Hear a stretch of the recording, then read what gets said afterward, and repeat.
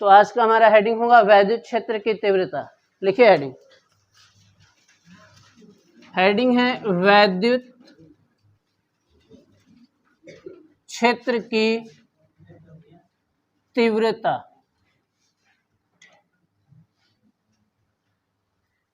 देखिए वैद्युत क्षेत्र की तीव्रता किसे कहते हैं?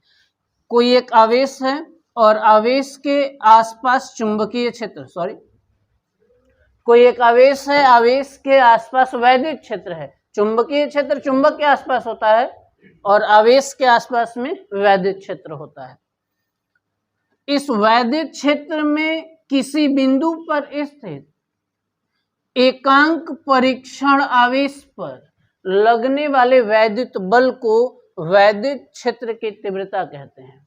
हो क्या रहा है, जैसे यहाँ एक प्लस है और इसका क्षेत्र है, इसके क्षेत्र में इस प्लस के नजदीक कोई बिंदु है और उस पर एक माइनस लाके कोई रख रहा है और महसूस कर रहा है कि ये कितनी प्रबलता से आकर्षण बल लगा रहा है। कोई दूर एक बिंदु है और इस बिंदु पर हम माइनस रख रहे हैं और हम अंदाजा लगा रहे हैं कि ये प्लस कितनी प्रबलता से आकर्षण कर रहा है। आपको क्या लग रहा है, बिंदु ए वाला प्रबलता से आकर्षित कर लिया जाएगा या बिंदु बी वाला? बिंदु ए वाला, क्योंकि वो ज्यादा पास है तो बल ज्यादा लगेगा, क्योंकि कूलाम ने हमें बताया है F = 1/4 pi epsilon not Q1 Q2 बटे में R²। ये अंश में है और ये हर में है। अगर दूरी को कम कर दिया जाए तो बल ज्यादा हो जाएगा। अगर दूरी को कम कर दिया जाए तो बल ज्यादा हो जाएगा। यहाँ दूरी कम है तो ज्यादा बल लगेगा, ये दूरी ज्यादा है यहाँ तो कम बल लगेगा।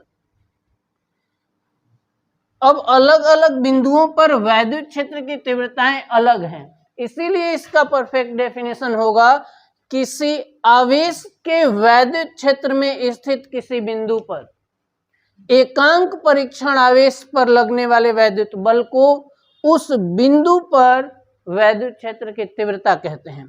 हर बिंदु पर तीव्रता अलग होगी। मान लीजिए यहाँ P एक बिंदु है, यहाँ पर तीव्रता अलग होगी, यहाँ Q एक बिंदु है, यहाँ पर तीव्रताएं अलग अलग होंगी। अब इसकी डेफिनेशन से अगर फॉर्मूला बताया जाए, एकांक परीक्षण आवेश, परीक्षण आवेश मतलब वो आवेश जिसे लाया गया है इस क्षेत्र को महसूस कराने के लिए।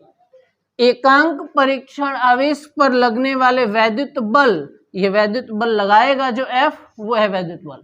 और F है क्या एक्चुअली? तो F यही है, ये फॉर्मूला F का, यही वैद्युत बल का पूरा फॉर्मूला भी आप लिख सकते हो। एकांक किसको कह रहा हूं? इस लाइन को, बटे वाली लाइन को मैं एकांक कह रहा हूं। एकांक परीक्षण आवेश पर लगने वाले बल को उस बिंदु पर वैद्युत क्षेत्र की तीव्रता कहते हैं। इसे E से प्रदर्शित करते हैं तथा यह एक सदिश राशि है तो वेक्टर E हो जाएगा, और बल भी एक सदिश है तो इस पर भी एरो लगा दिया जाएगा। परिभाषा याद करने की कोशिश करिए।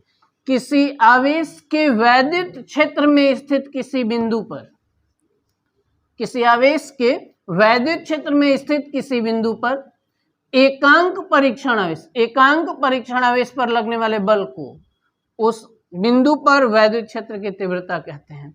इसे E से प्रदर्शित करते हैं, यह एक सदिश राशि है तथा इसका मात्रक, बल का मात्रक क्या हो जाएगा?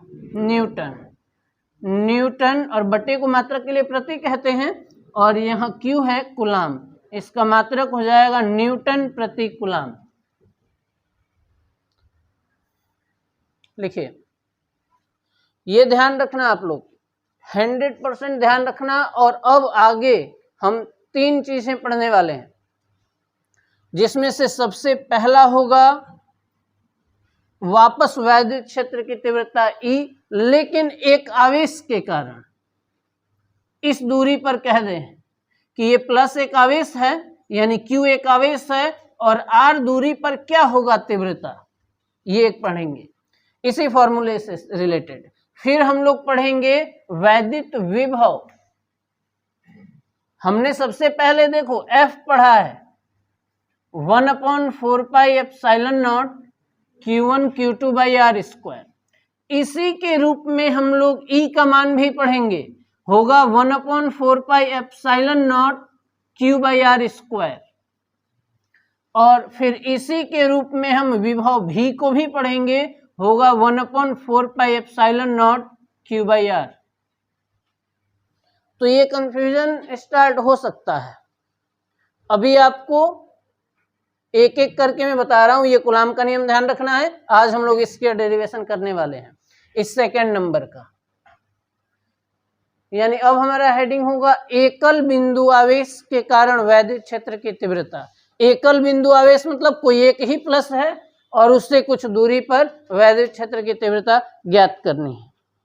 तो ये हेडिंग कंप्लीट है। अभी हम लोग लिखेंगे, हेडिंग लिखिए, बिंदु आवेश के कारण वैद्युत क्षेत्र की तीव्रता।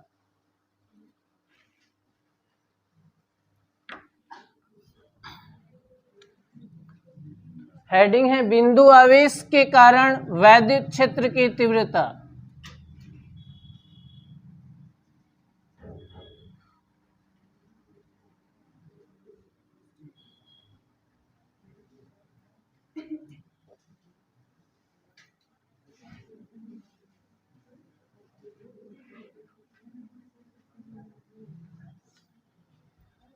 इस हेडिंग का मतलब समझते हैं हम लोग। बिंदु आवेश के कारण, तो मैं ये बोलूंगा कि माना एक बिंदु आवेश Q से R दूरी पर एक बिंदु P है जिस पर वैद्युत क्षेत्र की तीव्रता ज्ञात करनी है। बिंदु आवेश के कारण वैद्युत क्षेत्र की तीव्रता, तो ये हो गया बिंदु आवेश और इसके कारण इस बिंदु P पर वैद्युत क्षेत्र की तीव्रता ज्ञात करनी है।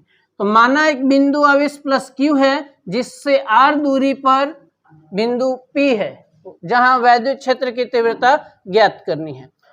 इसके लिए हम बिंदु P पर एक परीक्षण आवेश Q0 की कल्पना करते हैं। चूंकि कूलाम के नियम से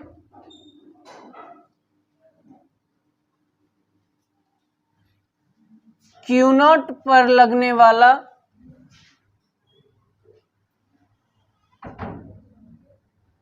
वैद्युत बल F बराबर 1/4πε0। आगे आप रूल्स तभी पढ़ पाओगे जब आप कूलाम का नियम जानते हो। कूलाम के नियम के बाद आप तीव्रता पढ़ लिए, अब आगे विभव वाला तब पढ़ पाओगे जब पिछला तीव्रता जानते हो, और उसके आगे स्थितिज ऊर्जा तब पढ़ पाओगे जब विभव जानते हो। तो एक एक स्टेप्स हैं इसके। ऐसा नहीं कि कभी क्लास को ज्वाइन किए आप लोग, पता चल रहा है उस समय स्थितिज ऊर्जा चल रहा है, स्थितिज ऊर्जा चल रहा है, आपको पीछे वाली समझ में नहीं आएगा। इसलिए कूलाम का नियम तो सबको याद है ना, फॉर्मूला तो याद है, 1/4πε0 Q1 Q2/r²। यहाँ Q1 नहीं है, Q है, और यहाँ Q2 की जगह Q0 है, और R हमने माना है R दूरी पर। ये हो गया बल, यानी इस Q0 पर ये मूल आवेश Q कितना बल लगा रहा है, तो ये क्वेश्चन फर्स्ट जितना। चूंकि हम जानते हैं कि किसी बिंदु पर वैद्युत क्षेत्र की तीव्रता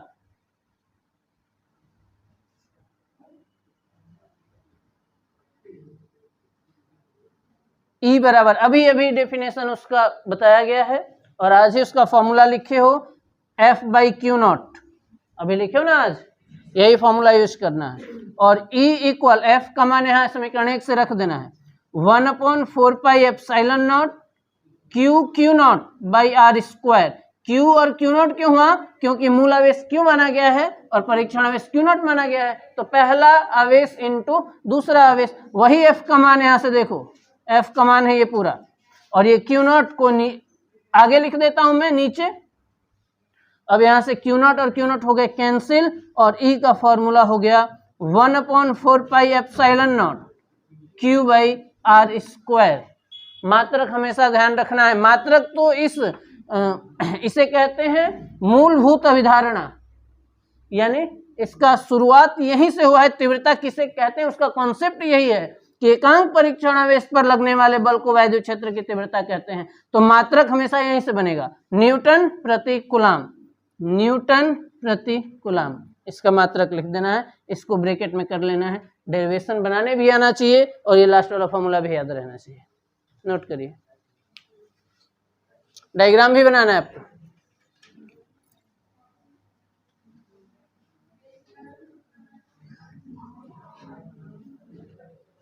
एक और बहुत ही महत्वपूर्ण हेडिंग है वैद्युत द्विध्रुव, लिखिए हेडिंग है वैद्युत द्विध्रुव। वैद्युत द्विध्रुव किसे कहते हैं इसको भी हम लोग याद कर लेते हैं पहले। वैद्युत द्विध्रुव, वैद्युत द्विध्रुव एक ऐसा निकाय है जिसमें दो बराबर परंतु विपरीत आवेश एक दूसरे से अल्प दूरी पर स्थित होते हैं। इनके बीच की दूरी को 2L माना जाता है और इसका मध्य बिंदु O है, तो दोनों तरफ L हो जाता है। यानी सिंपल, जैसे HCl होता है, HCl अगर टूट जाए तो H positive plus Cl negative, ये इसका उदाहरण है।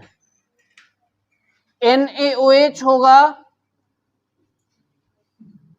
NaOH होगा और Na positive plus OH negative, तो इसमें प्लस माइनस मिल रहे हैं ना। सोडियम हाइड्रोक्साइड हो गया, ये HCl हो गया, बहुत सारे उदाहरण हैं, लेकिन इतने छोटे हैं ये कि हम इन्हीं उदाहरणों से इसे समझा सकते हैं। एक तरफ प्लस होता है, एक तरफ माइनस होता है। वैद्युत द्विध्रुव एक ऐसा निकाय है जिसमें दो बराबर परंतु विपरीत आवेश एक दूसरे से अल्प दूरी पर स्थित होते हैं। सिर्फ इतना सा डेफिनेशन है। उसके बाद वैद्युत द्विध्रुव का आघूर्ण आ जाता है। आघूर्ण में इसका फॉर्मूला पढ़ा जाता है, किसका सूत्र क्या होगा। अभी तो कोई कह दे कि पंखा क्या है, तो पंखा एक ऐसा निकाय है जो वैद्युत ऊर्जा को यांत्रिक ऊर्जा में परिवर्तित करता है। निकाय का मतलब है कि कम से कम उसमें दो चीजें मिली हुई हों। मार्कर निकाय है क्योंकि ये दो या दो से अधिक चीजों से मिलकर बना हुआ है, जैसे इसका कैप अलग हो पा रहा है और इसके अंदर जो इंक डाला गया है वो अलग पार्ट है। हमारा शर्ट भी निकाय है, आपका बैग भी निकाय है, ये क्लासरूम भी निकाय है ना। निकाय यानी दो या दो से अधिक चीजों, दो या दो से अधिक वस्तुओं के मिलने से जो बनेगा वो निकाय हो जाएगा।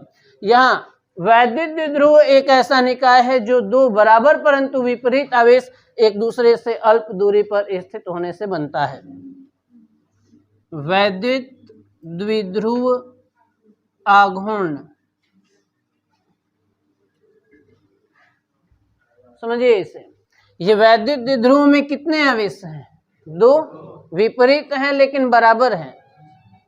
प्लस माइनस का मतलब व्यवहार अलग है, परिमाण अलग नहीं है। जैसे एक इलेक्ट्रॉन का भी बता रहा हूं बार बार, 1.6 × 10⁻⁻⁹ कूलाम, और प्रोटॉन का भी इतना ही होता है। दोनों अलग अलग व्यवहार प्रदर्शित करते हैं, इस वजह से एक के आगे माइनस, एक के आगे प्लस लगा हुआ है। यहाँ वैद्युत द्विध्रुव क्या है? वैद्युत द्विध्रुव दो आवेशों से मिलकर बना हुआ है, बीच की दूरी है इनकी 2L। तो वैद्युत द्विध्रुव में से किसी एक आवेश तथा दोनों आवेशों के बीच की दूरी के गुणनफल को वैद्युत द्विध्रुव का आघूर्ण कहते हैं। इसे स्मॉल p से प्रदर्शित करते हैं। यह एक सदिश राशि होता है, इसके ऊपर वेक्टर भी लगेगा अगली लाइन में, ध्यान से पहले याद रखें इसको। वैद्युत द्विध्रुव में से किसी एक आवेश, यानी वैद्युत द्विध्रुव के दोनों आवेशों में से किसी एक आवेश का परिमाण तथा दोनों आवेशों के बीच की अल्प दूरी के गुणनफल को वैद्युत द्विध्रुव आघूर्ण कहते हैं। इसे स्मॉल p से प्रदर्शित करते हैं। यह हमें बताता है कि जब किसी क्षेत्र में आप वैद्युत द्विध्रुव को रख दोगे, यहां +q और यहां -q, तो ये कितनी प्रबलता से घूम के सीधा हो जाएगा। इस पर इस तरफ बल लगेगा, इस पर विपरीत। याद रखें, कभी भी धनावेश पर क्षेत्र की दिशा में ही बल लगता है। क्यों लगता है, आगे के आने वाले हेडिंग्स में क्लियर होगा। और माइनस पर यानी ऋण आवेश पर क्षेत्र के विपरीत दिशा में बल लगेगा। अब इस मार्कर को थोड़ी देर के लिए आप वैद्युत द्विध्रुव आघूर्ण समझ लें, तो बल लगने के कारण ये घूम जाएगा। तो एक है जो आराम से धीरे धीरे घूम रहा है और एक है जो अचानक से घूम गया। तो जिसका वैद्युत द्विध्रुव आघूर्ण अधिक है उसको घूमने की क्षमता अधिक है उसके अंदर, और दुर्बल भी होंगे। जो धीरे धीरे घूम रहा है उसका दुर्बल होगा, उसमें वैद्युत द्विध्रुव आघूर्ण की क्षमता कम है उसके। किसी वैद्युत द्विध्रुव के किसी एक आवेश तथा दोनों आवेशों के बीच के अल्प दूरी के गुणनफल को वैद्युत द्विध्रुव का आघूर्ण कहते हैं। इसे P से प्रदर्शित करते हैं। माना कोई वैद्युत द्विध्रुव प्लस Q तथा माइनस Q आवेशों से मिलकर बना है जिनके बीच की अल्प दूरी 2L है। इस स्थिति में निकाय का वैद्युत द्विध्रुव आघूर्ण P बराबर Q इंटू 2L। अगर इसको सही से लिख दिया जाए तो P इक्वल 2QL, और ये ब्रैकेट में कर लेना है।